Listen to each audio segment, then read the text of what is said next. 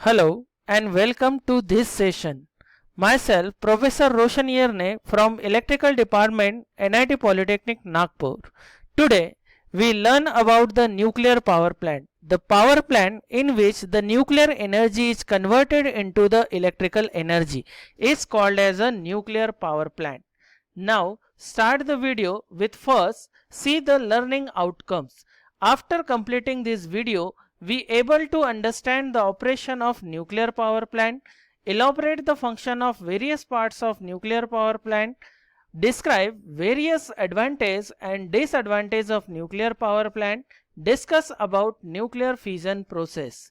Now next, see the list of nuclear power plant in India. So these are the list of nuclear power plant in India. First, Tarapur nuclear power plant. Second one, Jaitapur nuclear power plant. Third one, Rawatbhatta nuclear power plant. Fourth one, Narora nuclear power plant. Fifth one, Kakrapar nuclear power plant. And sixth one, Kundankulam nuclear power plant. These are their installed capacity. Now next, we see the site selection of nuclear power plant. Site selection of nuclear power plant यानी अगर हमें कहीं पे भी अगर नया power plant बनाना है तो उसके लिए हमें कुछ पॉइंट कंसिडर करना पड़ता है। जैसे कि पहला पॉइंट है availability of water. Availability of water means कि हमें जब भी न्यूक्लियर पावर प्लांट को चलाना है तो न्यूक्लियर पावर प्लांट क्या करता है, न्यूक्लियर एनर्जी को हीट एनर्जी में कन्वर्ट करता है। उस हीट एनर्जी को अपन वाटर्स को स्टीम में कन्वर्ट करते हैं और उस स्टीम में कन्वर्ट करने की वजह से स्टीम प्रोड्यूस करने के लिए हमें अवेलेबिलिटी ऑफ वाटर बहुत ज़्यादा ज़रूरी है।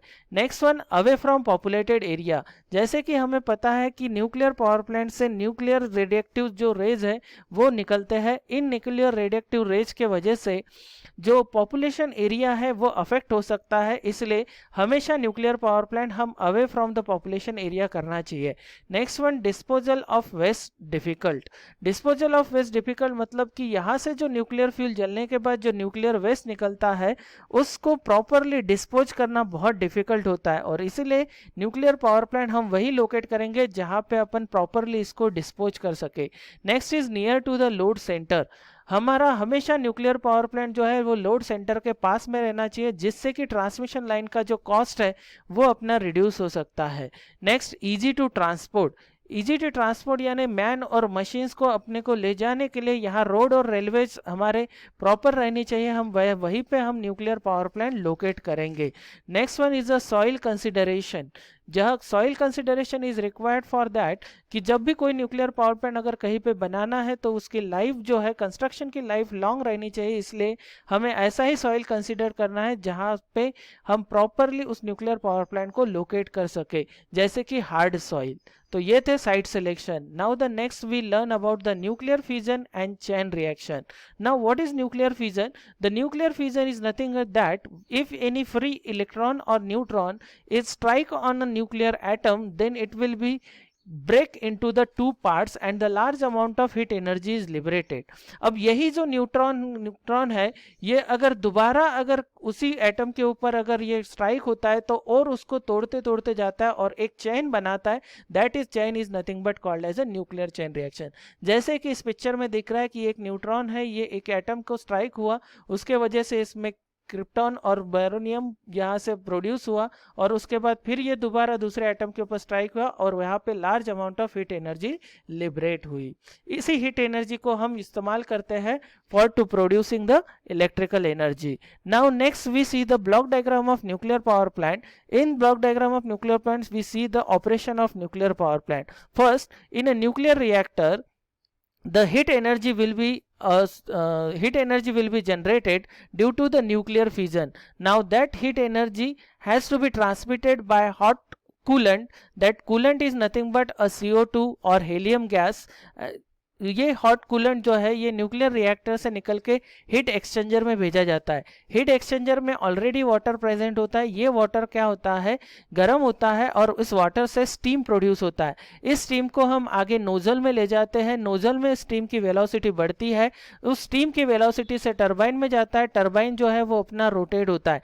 टरबाइन रोटेट होने की वजह से टरबाइन और अल्टरनेटर दोनों क्या होते हैं, एक में से कपल्ड होते हैं। कपल्ड होने के वजह से टरबाइन जिस स्पीड में रोटेट होता है उसी स्पीड में अल्टरनेटर रोटेट होता है और अल्टरनेटर के रोटेट होने की वजह से यहाँ इलेक्ट्रिसिटी प्रोड्यूस होती है। अब जो टरबाइन से बची हुई जो एग्जॉस्ट स्टीम है, इस एग्जॉस्ट स्टीम को कंडेंसर में लाया जाता है। कंडेंसर क्या करता है, उस स्टीम को कंडेंस करता है और कंडेंस करके कंडेंस वाटर में कन्वर्ट करता है। अब ये जो कंडेंस वाटर में कन्वर्ट करने के लिए अपने को सरफेस में वाटर की जरूरत होती है, वो वाटर गर्म हो जाता है। उस गर्म हुए वाटर को दोबारा यूज करने के लिए उसको अपने को कूल करना पड़ता है और कूल करने के लिए अपन उस हॉट वाटर को कूलिंग टावर में भेजते हैं। कूलिंग टावर से वो जो वाटर है वो कूल होके कोल्ड होके ये दोबारा कंडेंसर के सरफेस में आता है और ये साइकिल कंप्लीटली ऐसे ही चलते रहती है। अब कंडेंसर का जो कंडेंस वाटर है वो कंडेंस वाटर सर्कुलेटिंग पंप के जरिए अपन हीट एक्सचेंजर में ले जाते। हीट एक्सचेंजर में दोबारा इसको अपन जो गर्म करते, गर्म करके दोबारा इसका स्टीम प्रोड्यूस करते और आगे ये साइकिल जो है वो कंटिन्यूस इस तरीके से चलती रहती है। अब जो हीट एक्सचेंजर में जो अपन ने हॉट कूलेंट लाए थे, वो हॉट कूलेंट की जो सारी की सारी हीट एनर्जी वाटर ने एब्जॉर्ब कर ली, इसलिए अभी वो कूल कूलेंट बन जाता है, यानी कोल्ड हो जाता है। अब उस कूल कूलेंट को दोबारा हीट करने के लिए हम इसे दोबारा न्यूक्लियर रिएक्टर के अंदर भेजते थ्रू द फिल्टर के जरिए और फिल्टर से ये फिर न्यूक्लियर रिएक्टर में जाता है और न्यूक्लियर रिएक्टर में दोबारा फिर न्यूक्लियर फिजन की वजह से हीट एनर्जी प्रोड्यूस होती है और दोबारा उस न्यूक्लियर कूलेंट को अपन इस्तेमाल करते हैं आगे हीट एनर्जी के प्रोडक्शन के लिए। तो इस तरीके से न्यूक्लियर पावर प्लांट अपना काम करता है।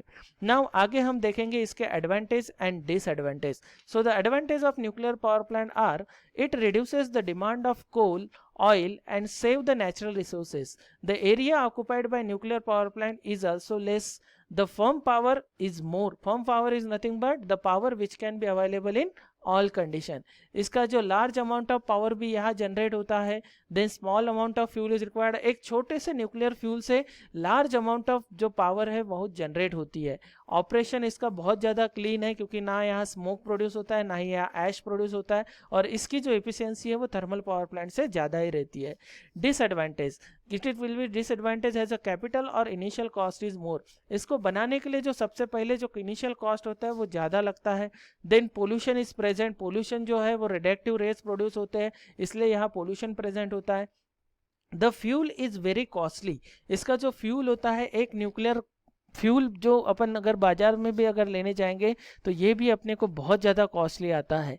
देन न्यूक्लियर वेस्ट को डिस्पोज करना ये भी बहुत बड़ा एक बिग प्रॉब्लम है क्योंकि न्यूक्लियर वेस्ट को ऐसे ही कहीं पे भी अपन फेंक नहीं सकते, इसको प्रॉपरली डिस्पोज करना पड़ता है। वो आगे देखेंगे हम किस तरीके से डिस्पोज किया जाता है। It is not suitable for variable load, ये वेरिएबल लोड के लिए सुटेबल नहीं है क्योंकि एक बार अगर न्यूक्लियर फिजन शुरू हो गई उसको रोकने के लिए हमें कैडमियम रॉड की जरूरत होती है, कंट्रोल रॉड की, और उसको रोकना इतने जल्दी फास्ट रोकना ये पॉसिबल नहीं है। इसलिए इसका जो लोड है उसको अपन वेरिएबल लोड के लिए इस्तेमाल नहीं कर सकते।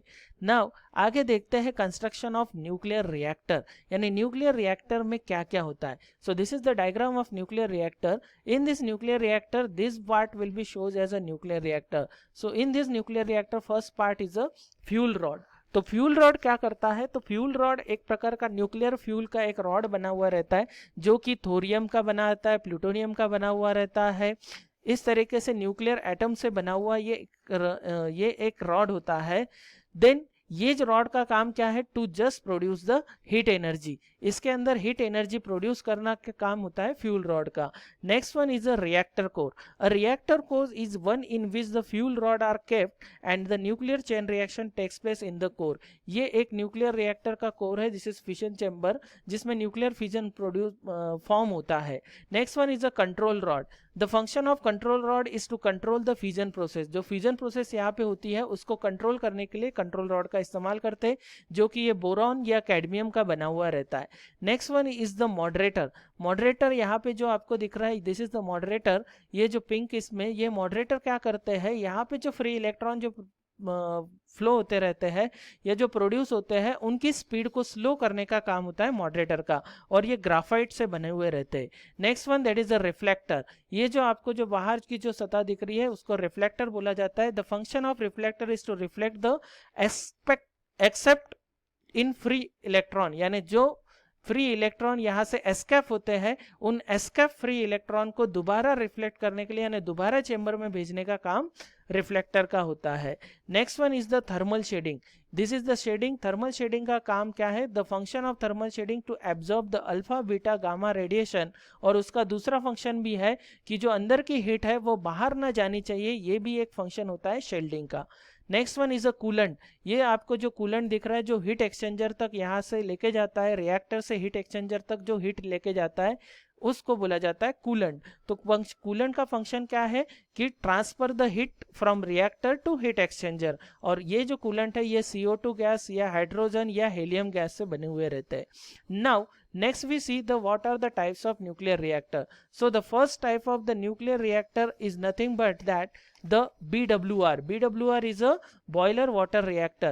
So this is the diagram of boiler water reactor, जिसमें कि बॉयलर वाटर रिएक्टर में जो स्टीम जो जनरेट होती है वो खुद इसमें ही होता है। The steam is generated in reactor itself, यानी यहाँ पे स्टीम जो जनरेट होती है वो खुद रिएक्टर में जनरेट होती है। उसी वाटर का इस्तेमाल एज अ कूलेंट करके भी इस्तेमाल होता है और एज अ मॉडरेटर करके भी इस्तेमाल होता है।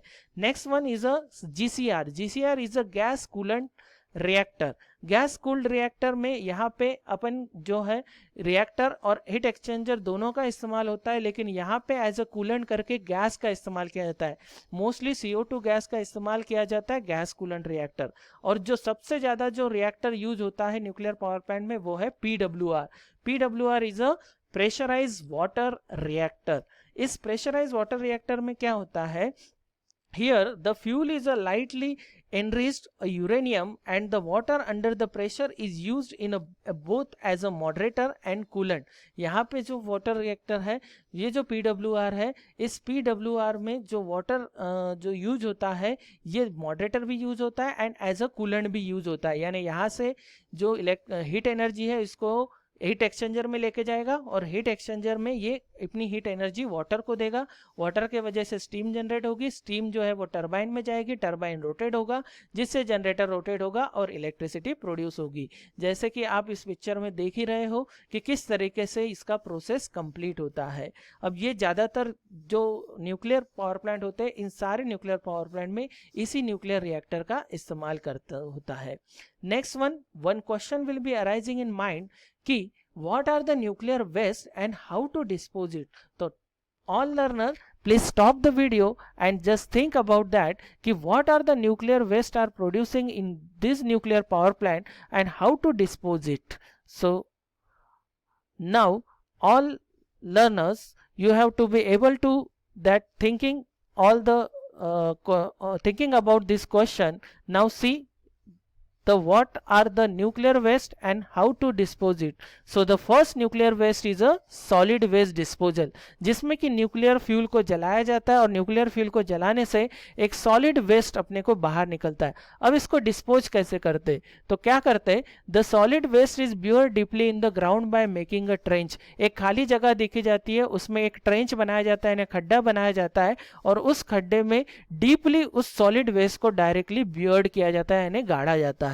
नेक्स्ट इसका सेकंड मेथड भी है सॉलिड वेस्ट को डिस्पोज करने का, वो है कि it is also disposed in a sealed container which is buried deeply in a sea. यानी क्या करते? एक कंटेनर में जो है वो अपन पूरा सॉलिड वेस्ट लेते हैं और उसको सील करते और सील करके बीच समुंदर में जाके डीपली उस सी के अंदर यानी समुंदर के अंदर जाके गाड़ दिया जाता है। उसी तरह एक दूसरे टाइप का जो वेस्ट होता है देख second one that is a liquid waste. अब इसको डिस्पोज कैसे करते? तो लिक्विड वेस्ट को डिस्पोज करने के लिए उसको क्या किया जाता है? सबसे पहले एक लार्ज क्वांटिटी ऑफ वाटर के साथ उसको डाइल्यूट करते यानी मिलाया जाता है और मिलाने के बाद डाइल्यूट करने के बाद उसमें से सारे हार्मफुल जो गैसेस है या हार्मफुल चीज़ें निकाल दिया जाता है और उसको फिर रिलीज किया जाता है एक ग्राउंड में, लेकिन ये ग्राउंड एकदम खाली ग्राउंड रहता है।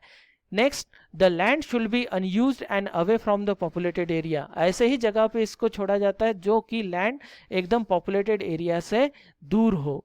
नेक्स्ट जो तीसरे टाइप का वेस्ट होता है वो है गैसियस वेस्ट, और इस गैसियस वेस्ट को कैसे डिस्पोज करते हैं? It is generally diluted with air and then pass through the filter and release in atmosphere at a high level.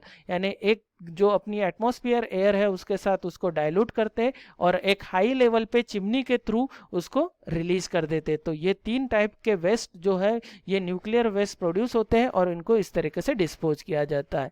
So these are the about totally learn about the nuclear power plant. Thank you very much for listening the video.